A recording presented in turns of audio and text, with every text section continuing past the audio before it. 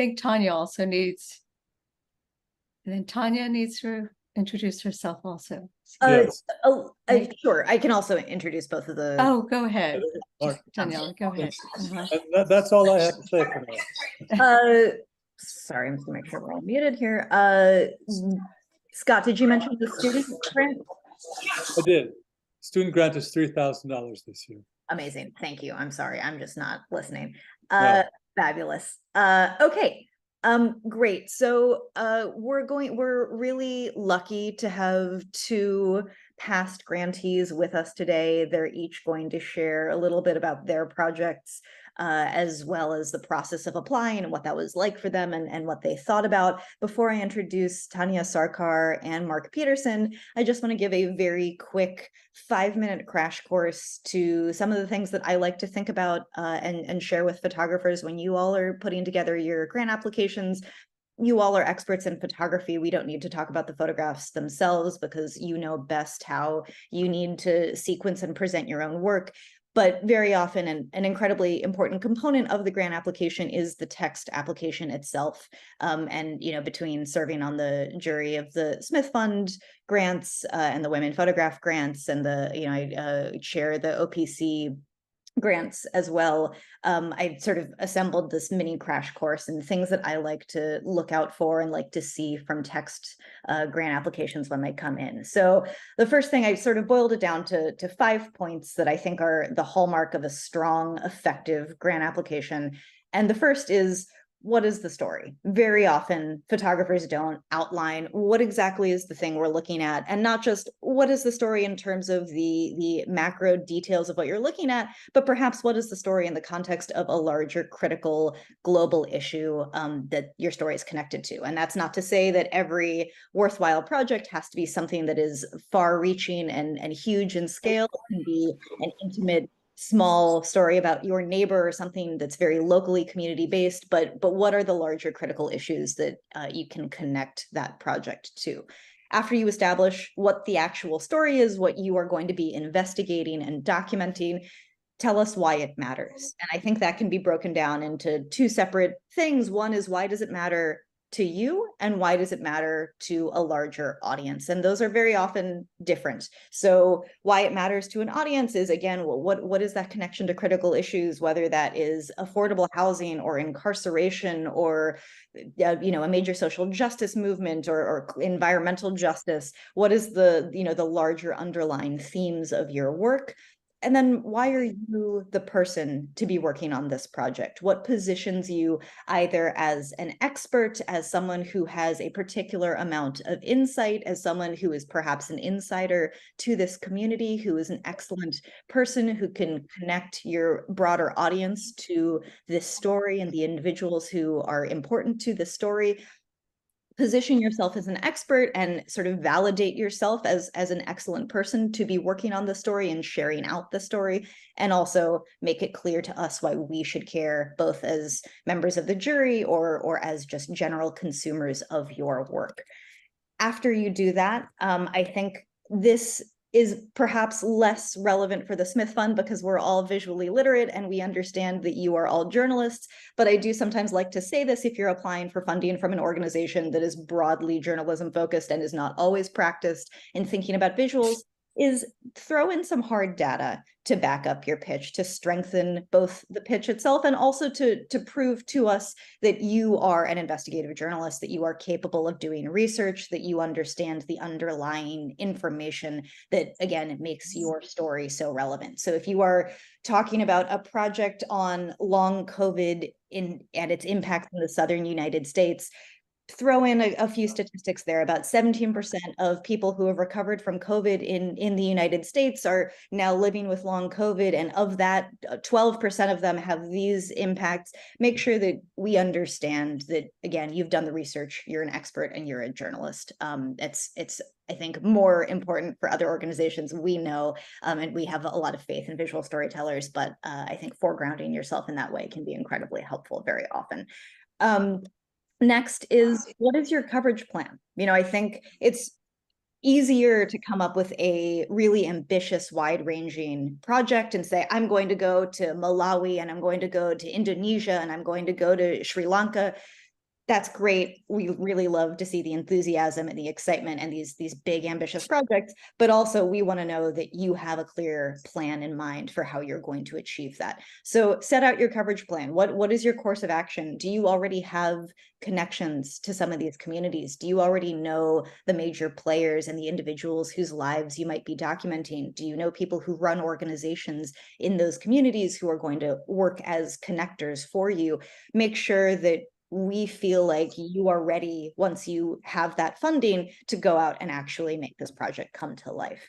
And then lastly, what will the work look like? And if you are working in the classic traditional documentary style, maybe that's a little less necessary, again, particularly not for us because we understand visuals and photojournalism, but either if you are applying to a larger journalism-focused nonprofit, or if you're working with alternative processes or in collaborative ways, make sure we understand what exactly will your work look like if it is not just classic, straight photojournalism, documentary photography. So are you are you going to make a portrait project? Are you using alternative processes like cyanotype or double exposures? Are you working in collaborative ways where maybe the people you're documenting are going to be writing on your photographs or intervening with your photographs? Make sure you let us know what that work will look like so we can imagine it, because again, I'm not maligning the jurors that we bring into the Smith Fund, but sometimes in other cases, jury panels may not have the best imagination, especially if you don't have proof of concept in your application. You need to make sure that we understand what that work will look like and how it will be done. That is it for me. That is my very quick crash course. And with that, I'm going to turn it over to two real past grantees of the Smith Fund who we're very lucky to have with us. And I'm just going to introduce them quickly. Tanya Sarkar is up first. She was a 2022 Eugene Smith Student Grant recipient, and she is a photographer based in Kolkata, India. Her long-term project, Nothing Left to Call Home, documents communal violence against women in Bengal since independence. Her work primarily examines the post-partition socio-political reality of Bengal through the stories of women. In her projects, she analyzes religion, religious conflict, and counter-religion in order to identify gaps in colonial narratives. Tanya, thank you so much for being here with us, and please take it away. Thank you, everyone, for inviting me. So first, I'm gonna share my screen to show the images that I have applied with last year's and how I experienced it, and I will talk about the project as well. So my project, I have started. Can all of you see my screen? Just let me know. No, not yet. No, yes.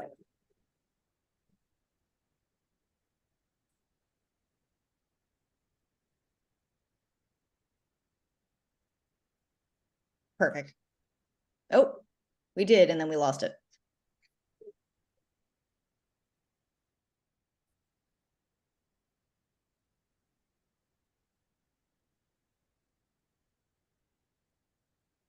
There we go.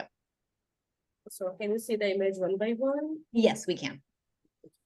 So since 2020, I have been working on a project called Nothing Left to Call Home. Tanyana already added about the project overview that explores that how communal violence is the patriarchal violence against women in India and Bangladesh. So I started this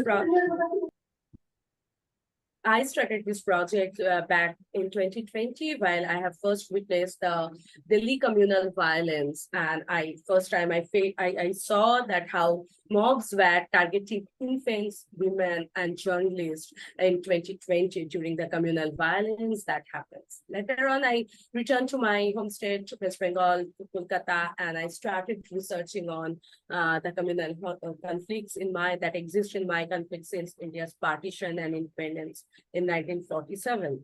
While my research, I have discovered that there are plenty of work that has been done on partition stories, but there are very few numbers of work that has been done completely from the women perspective.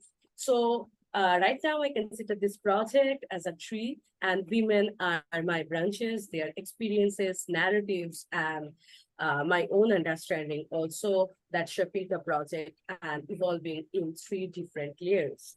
last year, as an ICP student, I applied for the Eugene Smith Student Fund, and I decided to extend this project to Bangladesh as well, because I primarily started working in West Bengal, but in 2021, I started realizing that that is completely a one-sided narrative that I'm focusing on, but I have to extend because during when India got its independence in 1947, and Bengal, the two big provinces of India, Bengal and Punjab, got divided based on religious part. So my project will be incomplete until and unless I will focus on the Bangladesh part along with the West Bengal part as well.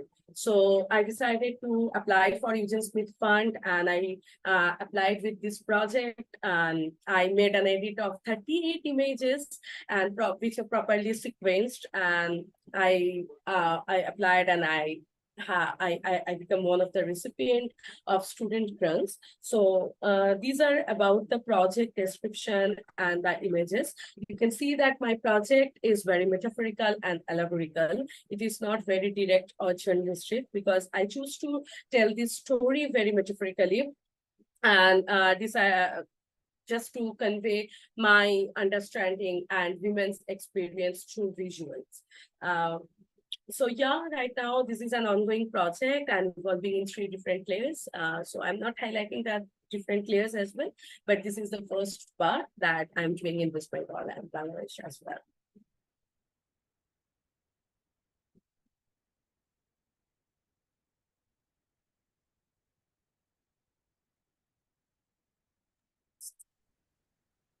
Wonderful. Thank you so much for sharing, Tanya.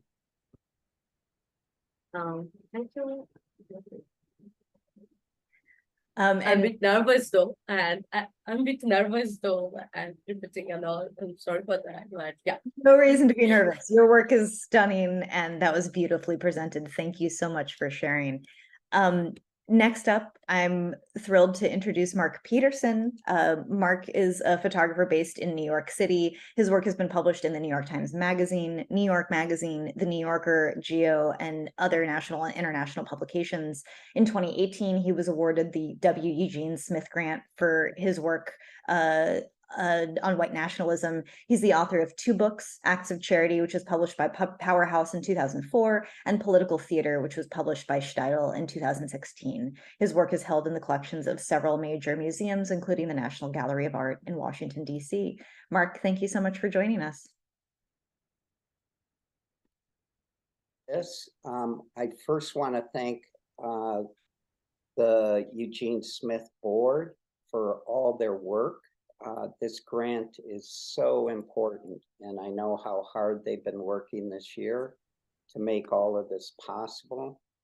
For me, this grant gave me the opportunity to travel for a year and a half, to go at a moment's notice to different events that were timely, without having to go to a magazine or an editor and wait for them to respond and, get on a plane. So the thing I would say to me that I can say to other photographers is, if you've applied before, don't give up.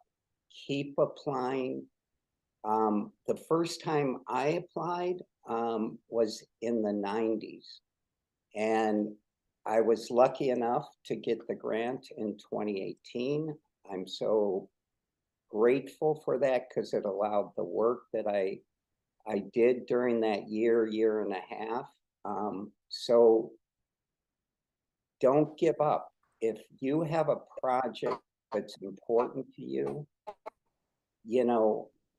keep applying, keep looking for different ways to voice why that project is important to you, and to make that understandable to the jury in your writing, because that's really important. The pictures might speak for themselves, but the jury needs to understand why that project is important to you. So, and I'll leave it to questions now.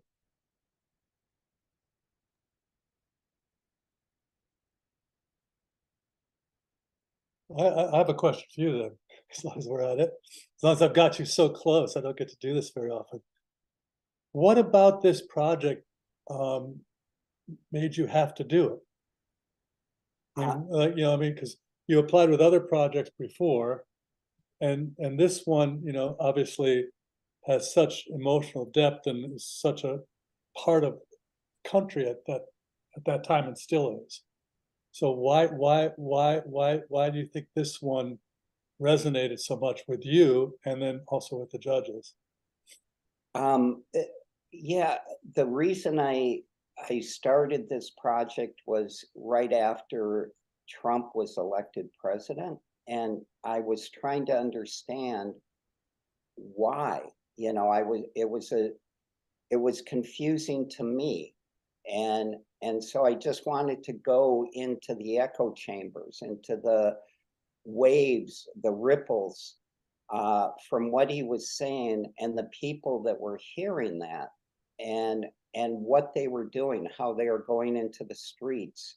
But you know, I also went in their homes to see, you know, what effect, you know, his speeches were having on people and his call to action.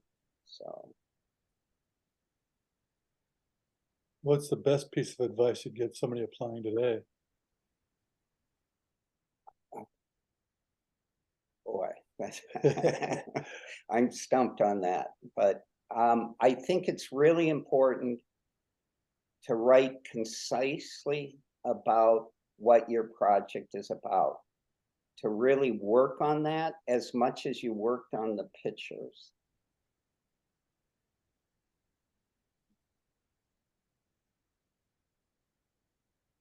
Thank you so much, Mark. And I think that's great advice. I will say for grant applications, you know, we all put so much love and care into our images, but the text matters just as much when you're applying for major funding. So please don't overlook that part of your application. We'd love to leave the rest of the hour for questions from our audience members. You know, that's really why we're here, both members of the Smith Fund board and these two illustrious past recipients of funding. So please feel free to drop questions into the chat, and Elizabeth will be moderating and helping steer those questions to the right folks. Thank you all. One thing I would add is, like, don't be afraid to ask people to look at your written work. Run it by other people, run it by editors, run it by people you know. Don't rely on, you know, on just your own ability to write. I think it's important to, like, you know, get feedback, and if, you know, especially if English, you know, since they come in English for the most part, if English is not your first language, it's really important to double check all of that, have it like looked at. So, you know, don't be afraid to ask for help on that. Find people. We all know people. I really second what Scott just said there. To really have as many eyes look at it before you submit it, what you wrote, you know, to make sure there's clarity in it and directness, but that it's still in your voice. Yeah. Right.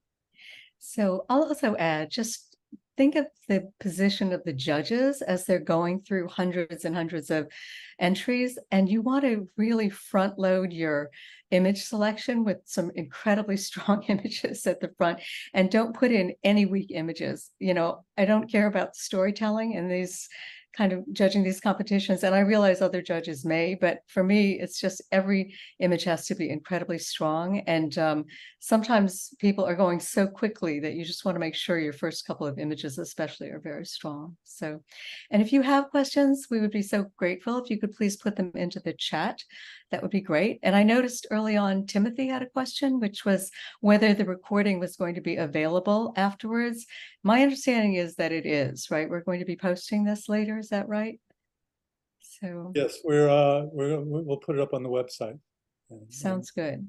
So, and then Timothy is also asking, was there something different about the way you outlined this project as opposed to your 90s application? Oh, I see. Actually, I think you've already tried to address that, Scott, right? About the difference between Mark's applications early on and the last one.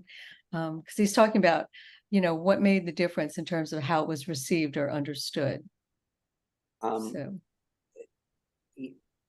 Both projects were very personal to me. The first project was about revolving door alcoholics, which, is part of my family and a family disease. So that was very personal. And this last project was very personal to me in a different way. I would hope that what the difference was is I've become a better photographer in those years. Yeah. Scott. I also I'm always a good photographer, I just want to add something to what Elizabeth said, which is your application is only as strong as your weakest image. And there is a maximum number of images you can apply with. You do not have to struggle to meet that number. If it says 20 photos, you don't have to submit 20 photos. If you think you have a perfect, concise, clear edit of 15 images, please submit those 15 images. Don't go, oh, I have to throw in another 5 and cram them into the edit just for the sake of meeting that number. So make sure that your edit is serving your work and your project. And remember that, a photo editor looking at your submission, if they see 9 incredibly impactful, strong, beautiful images, and then one really weak one, it makes them think, oh, does this person know how to assemble a powerful narrative? And it really can undermine your entire application. So just you automatically think, okay, am I going to get the good 9 or I'm going to get like the bad ones, the ones that aren't so good? And also less is always more. I mean, there's just no doubt about it. If you've got, because you stood out in the rain for 3 days to get that one picture, if it's not strong, it doesn't really matter. It really is about like the strength of the images. And remember, we'll be, the judges are looking at a lot of entries. So I think, when Elizabeth said front load it, that's you want to hit it hard and hit it fast, and getting in and out real fast with just the strongest stuff you have. Because if they want more, they will ask for more. There are, so if you get to the next stage, judges can ask for more images. They can ask for you to rewrite some stuff to expand on anything. Yeah, and I'll just jump in here with my 2 cents in thinking about image edits and collections. Typically when I look at an edit for a photo essay, a photo story, I'm looking at each image as being its own individual paragraph, giving me information, and then the next image is building on that. And there's like a consecutive building that's happening. And I think for you as the image maker, as you're assembling your edit, be mindful of redundancies, be mindful of repeated words, be mindful of things that are looking and feeling the same, and not building and adding, but almost in a way sort of splitting and bifurcating. And that will sort of diminish your message as the image maker and visual storyteller. So be really thoughtful of that. And again, I can't repeat enough what my good colleagues have said here. One bad image will ruin a great edit. Do not feel the need to put in an extra image because you feel like you need it, because you want to make 20, because you want to make 25. Make it a tight 10. That's beautiful. That's perfect, as long as you're building across the narrative. And Lawal asks, Tanya, how many pictures did you submit? Yes, I submitted 38 images. How many? 38 images Wow. I submitted last year, and my ID card was the 39th image. Oh, okay. Because as the organization is looking for the student ID card who are applying for the student grant. Right. So they must send the issue the organizational student ID card along with their images. And there are a lot of questions I can see here as a student interested in applying for the student grant. My advice, okay, I'm not gonna give any advice, but some of my experiences that I made while applying for the student fund. Like I prefer to apply with the project that I have started working on. So I pitch the project, which is my ongoing project, not a new one. So I was working on the project since 2020. So I had a very big edit, large edit. So I decided to submit 39 images. And in my project description, 4 things were very clearly I mentioned. The overview, as Daniela mentioned already, about the whole overview of the project, and my connection and my understanding. And in third paragraph, I mentioned the background and if there is any future indication.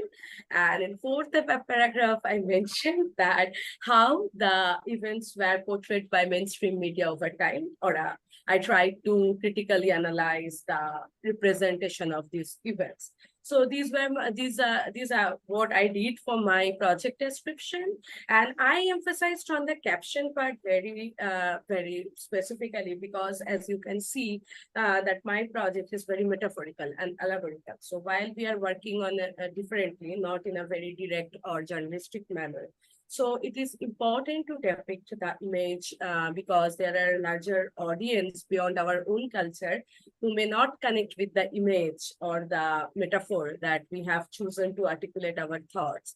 So in my project description, I decided to depict the metaphor as well, and why I try to put this metaphor to convey my thoughts, but it shouldn't exist 2,000 characters. So there are word limits as well. And why I choose to tell the entire story metaphorically, there is a clear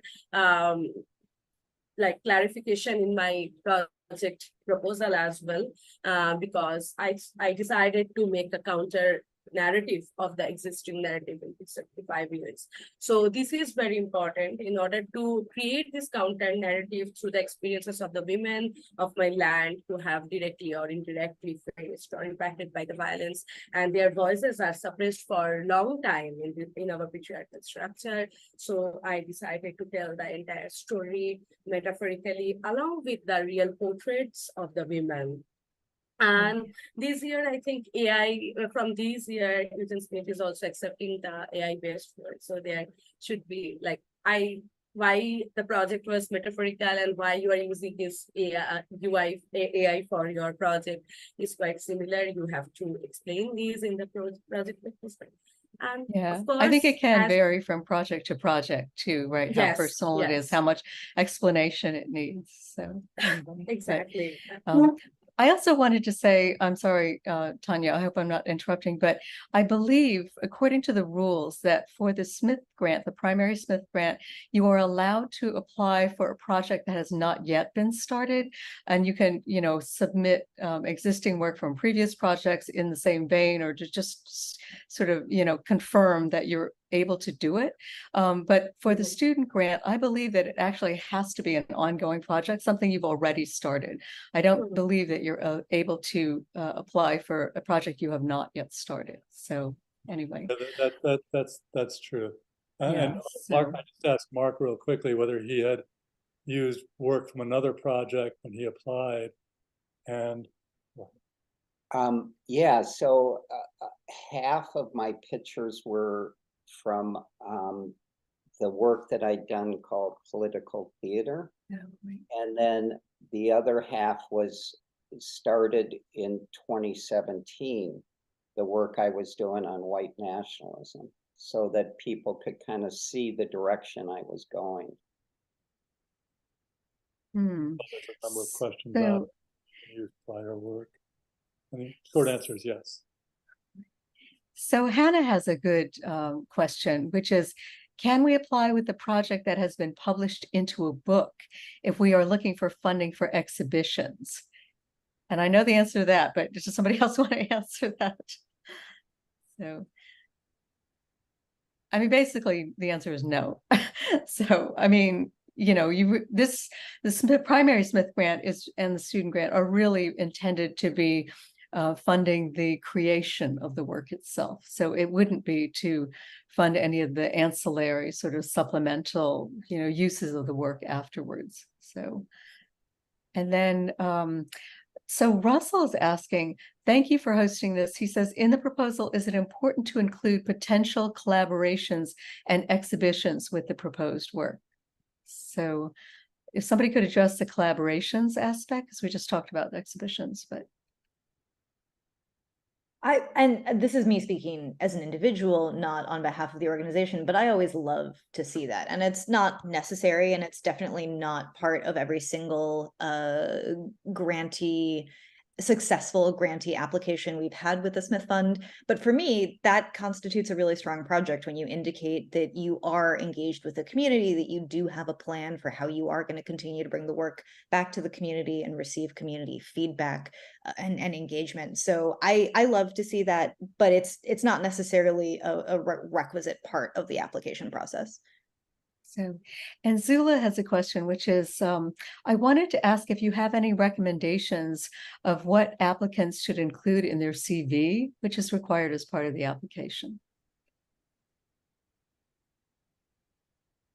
I think you want to establish yourself as a creative with a strong background, whether that is in editorial assignments, whether that is in exhibitions, whether that is in recognition through other grants and awards. I think for granting organizations, it's always really heartening to see that a photographer has received grant funding from other organizations. It's a good validation of the fact that you work well in that collaborative structure, that you have been able to fulfill your deliverables. It definitely bolsters your application in that way. So, if you are more early career and you don't have those resume lines yet, that's totally fine as well. They're not required, but I think it's an opportunity, again, to foreground yourself and where you are in the industry in this moment. So, go ahead. And just to establish yourself as a professional. Not that you have to be a professional to win the Smith grant, but it helps the judges and helps the rest of us know that you're coming from a place where you know how to fulfill assignments and how to fulfill the grant and so forth. And Santi is asking, is it better to send the strongest pictures no matter what, although they are individuals, or there should be series or mini-series? And I'd personally like to answer that my own personal reaction is that you should have your strongest images, but they should be in a series. I think to have both, because to be honest, you shouldn't be applying if you don't have a really strong series already in your background, because we need to be able to see, or at least my own feeling is that I would want to be able to see that you've already been capable of, creating that kind of work that's a strong narrative. So, but did anyone else want to add anything to that? Projects only. No singles. They don't tell us enough about who you are as a storyteller, and it makes it a lot harder for us. Again, whether it's the CV and establishing that you have a good track record working with other grant making organizations, or your portfolio, we're looking to both establish you are a confident photographer who is talented and knows how to execute a project, and also that you will work well with an institution, and that we can rely on you and sort of have a good working relationship. But establishing that you work well in a project-oriented way is very important. I agree. So, and Marta is asking for any advice on how to deliver a well-written, concise text. Edit, and then edit it again. And run it by friends. Sorry, I'd say run it by friends. Think of it as a news article. Think of it as a news story. Are you informing? Are you doing like the really basic sort of 5 W's? But really show it to your friends. Read it out loud. To Scott's point, edit, I think is really the answer. So Kurt actually had a, go ahead. Sorry, didn't mean to cut you off. But show it to somebody that has no idea what your project is about. Oh, that's a good. And show it to somebody maybe that doesn't know about your photographic work, so that you see how clear it is. You know, if they can get it, you know, you're on the right track. Oh, Kurt had an interesting comment, not so much a question. He said, there are years of images of both winners and runners up on the website, but no examples of the project description or the project proposal. It would be a great addition to helping the submitters understand the process. And I don't think, honestly, we have the bandwidth to add, proposals in great bulk, but maybe a few would be a good idea, like in FAQs or something. So thank you for that. And Russell also asked a question, which Daniela actually answered in the chat, but he asked about photo captions and how crucial they are, and whether they're as crucial as proposal. And Daniela said, I wouldn't say as crucial, but they can absolutely make or break an application if they're adding really necessary context and rich detail versus showing you're not engaged with the community or individuals in your photographs and don't have identifying information or context. So thanks for that. And Carol, and sorry, go ahead. I'm sorry, I just want to sorry, Marcia, go ahead. I was just going to say, I just want to add to that because I do believe that captions are very important. I think it's a real opportunity to deepen your storytelling. It's a real opportunity to convey engagement in the community that you're working in and diving into. And I also think it's very important to identify the people with whom you're photographing and to sort of give them their humanity. Let the judges know who you're photographing. So it's not just a boy or girl, but rather it is John Smith, age 14, who we see going to school. I think specificity matters. And I think especially when we get down to deciding who will be a recipient, it's almost the splitting of hairs. So the more information you can give, the better storytelling you can do, I think is super important. And it's a real opportunity to have your proposal, but get more information than just what's inside the proposal. I think it also shows just how connected you are to the people you're photographing. And I think that connection is essential. So I think short captions are good too, though. But Daniela. Yes, but I will say it is always a red flag to me if I see someone say, a man on the street does this thing instead of, Joe Smith, who is from this town and has this relationship to this community, did this thing. I do want to just point out for those saying it would be really helpful to see project statements, we do have on every single recipient's page, there is a 300 to 500 word text that is directly pulled from their application. So it may not be the entirety of their application text, but it is very close to it. And it gives you a good sense of how that photographer, these are directly their words. It gives you a pretty strong sense of how that photographer was writing about their application. So just in case people are having a hard time finding that, I'm pasting a link in the chat specifically to Maxim's grant receiving project from last year. And this is a really powerful, strong piece of writing that was part of what he submitted in his application. So there is a lot of text there. It may be excerpted, but I think it should give you a pretty good sense of how people are writing. It is, someone asked if we would prefer bullet points or narrative. We do want narrative writing and, expository writing. So, okay, good. And Carol, I hope that answers your question too. So Kelly and Patricia both had good questions that relate more to the practical side of the application. Kelly's asking, do you need a timeline?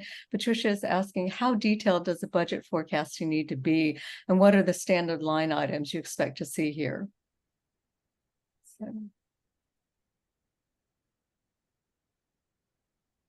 I'm happy to talk about budget if someone wants to take the Great. Yeah. I'll talk about timeline. Perfect. I think budget is one of those strange things that it shouldn't be a deciding factor in a project, and yet it very often can be. It very often can be the thing that causes a jury to throw out a project because you didn't necessarily look at what we're interested in supporting. For instance, the question earlier, we want to support the production of new work. That is of utmost importance to us. And so if you are submitting a brilliant text application and incredible photographs, and then you say, I would like to use this funding to publish a book or to mount an exhibition, and you don't mention that you are going to continue to make work, it's very hard for us to say yes to that application. So, the things that you should consider are the hard costs of reporting. So whether that is transportation and food and board and visas and the cost of film and developing film, cost of equipment. Scott, I actually don't know this, I should know this, do we allow people to put in their own fees into the budget? Is that do we allow that to be a part of the? I think because I think this is to help support you to do work through the year. Right. So I mean, so like, it's not just like, doesn't necessarily have to be like directly involved with the cost of actually making the imagery, but it can be cost of living things too. Yeah. So, The ability, part of it is not to have to, like Mark was saying, to worry about getting the assignments in order to go do it. so hard cost of reporting, your own creative fees, maybe it's childcare that you need on the road or back home. Maybe it's the cost of, emergency, travel health insurance or travel insurance. All of those things would feel like they are very adjacent to the work that you're doing, and would be great line items to put into a budget. It's all about, giving you the ability to be creative. The timeline, Scott, did you want to talk about that? Yeah, I mean, basically, I think, we expect the project to be done sometime within a year after you have received the grant. And, and we've outlined, what we expect at the end of that year, 12 digital images, 12 prints, 1 digital image for the student grant. And then also a sort of like a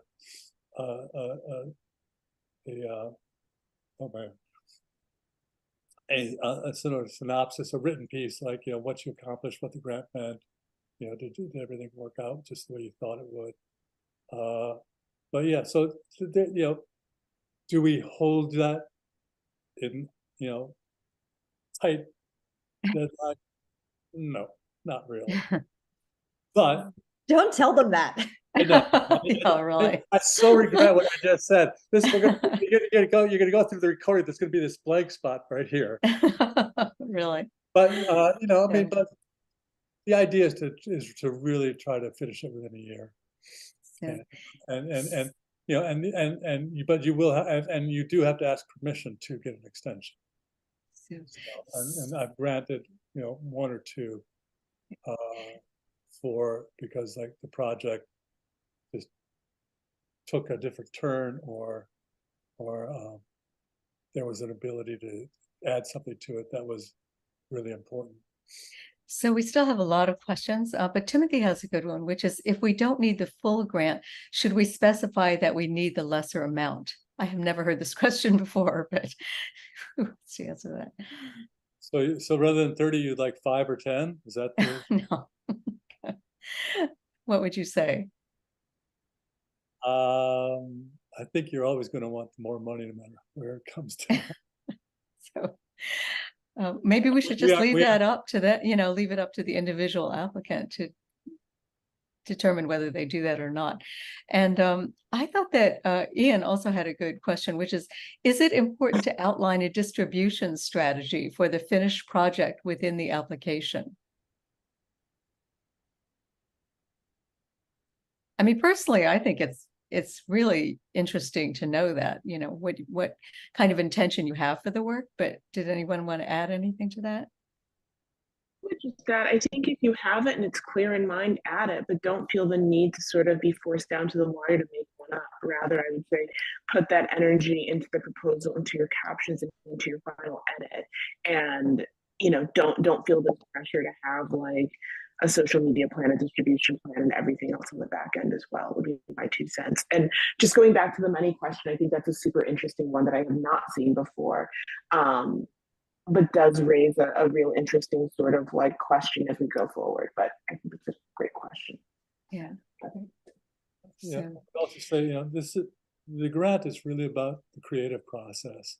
It's about being able to do the work, not necessarily about what happens to the work after you're done with it. Yeah, I do like hearing about it, though. If someone has, as Marcia said, if someone already has some idea what they want to do, that can be very helpful, I think. And Perla is asking, can work be submitted from 2 projects instead of 1? Yeah, absolutely. I think if you feel that is the best representation of your work. And I can think of a few examples of when that might be helpful. So for instance, if you haven't yet started a project and you want to share maybe what you believe is your most successful project, but then you also want to share a project that you think is more aesthetically and visually aligned with what you plan on doing, I think that absolutely makes sense. I would just suggest that you be very clear in either your captions or in the project statement itself about what we're looking at, because that frequently can be a little confusing to judges if we don't understand that you have not started the project yet and we're looking at images and thinking, well, these don't seem related at all. So I would definitely suggest to everyone, put in a single line at the end of your statement that says, the images that you're looking at with this application are from an unrelated body of work that I feel are representative of how I execute a long-term project. And that makes things a lot clearer for us. But I would say, add to that, that don't apply as a single project two separate applications. You'd have to do two applications. That was the question. Don't say, oh, I've got two projects here that I want to apply for the grant for. Keep it to one. And I would say, I don't mean to interrupt, but I applied. One was the end of a project, political theater, and then the beginning of the new project, which I was looking for the Eugene Smith grant for. But the style of the pictures was kind of seamless. So I think that helped for people to be able to look at it and see the trajectory of the work. Remember, I think ultimately we want to see how you see. So I'd like to answer Russell's question. He's asking, will the jurors be familiar with our past proposals? And I can say no, because in almost every case, and especially this year, the jurors are all people who have not judged the Smith Grant before. So it will be completely new to them. And that's why, as Mark said, it doesn't hurt to keep applying year after year, even with similar or, even the same project. So, Gaurav has a question, says, I work in visual anthropology and global health with a background in neuroscience. Can I submit a proposal, some of which has been published as an academic article, and will my particular background strengthen or weaken my application? I would say yes, you can apply using, something from an academic paper that you wrote. Will your background strengthen or weaken? It depends on your images. So, and Nadav is asking, somebody like Peter go Ness, ahead. who makes amazing, some of the most amazing bug pictures in the world, but he's a scientist at Harvard. So it comes down again back to the images, and I think having your background could actually strengthen your proposal. The credibility, yeah. So we have about 5 minutes left. Nadav is asking, any CV suggestions for someone who doesn't have professional experience in photography? I don't know if this is for the student grant or for the Smith grant, but I think if it's for the Smith grant, you should really think hard about whether you should be applying. But if it's a student grant, it's a whole different matter. But anyone else want to chime in on that? Yeah, just say, sorry, Marcia, go ahead. Sorry. I'd say much like your proposal, double check it for edits. I think at our core, even though you all are visual storytellers, we're also looking at your writing skills. So make sure that your CV is properly edited in the same way that your proposal is all I would add. And I would just say that the Smith grant, we are looking to support at the minimum, usually mid-career photographers. I think it's extraordinarily rare that an early career photographer, it's not out of the question. So, we are not trying to discourage you from applying. But if you have very little experience in the photojournalism world, it might be complicated to substantiate that you have the skill set and the experience necessary to execute. You heard Mark mention that he spent 1.5 years on the road, and that requires a lot of skill building that takes time in the industry. So we are looking to some extent to see that you have some foregrounding in the industry already. So Marguerite is asking, could part of the money be used to make a book or produce the work needed to have a good edit for a book? And I would just say, repeat what we said earlier, that the grant is really intended for the creation of the work and not for, what you do with the work afterwards. And I will say that if we are able to revive the Chapnick grant for next year, that grant is really intended not for the creation of work, but for sort of what you do with work afterwards, although it's usually going to organizations that have, outreach rather than for individual photographers. But anyway, both Julia and is it Gina are asking about documentary film projects, many of which relies heavily on still images. And I just wanted to throw that out there because I wouldn't really know the answer to this, but what's your feeling about that documentary work? Documentary film work. I mean, I think I mean, we're open to video work. We're open to multimedia work. As a pure documentary film, again, it would depend on how the images were being used and so on and so forth. It might be up to the judges too, year to year. They might have different feelings about that, but I would say don't not apply. especially if it incorporates a lot of still imagery, that might be It's not still slightly work. different. So, Because I mean, I actually, would like to see more ways of storytelling and how stories are being told these days, and certainly video. And we have a much larger sort of painter's palette that we can use to tell stories. And I think, as an organization, we're very open to that new ways of telling stories. And so, yes. so Margarita is asking if she can add living expenses like food or accommodation in the budget. And I mean, definitely if you're traveling. I don't know if you're at home, whether you could add those into the budget. I'm not sure that would be looked upon favorably, but and then Timothy is asking, can diptychs be submitted as single images? And Daniela said yes. And then oh, sorry, go ahead. Something else? And then Alexandra is asking, can the story we document be small scale? To be specific, a family of artists who dedicated their lives to creating art that honors God. And Daniela answered, I absolutely agree. Absolutely, but I would encourage you to convey in your application how that connects to broader critical issues. I think that's absolutely the right answer. So I would say I've always been a huge proponent of telling the macro story through a micro story.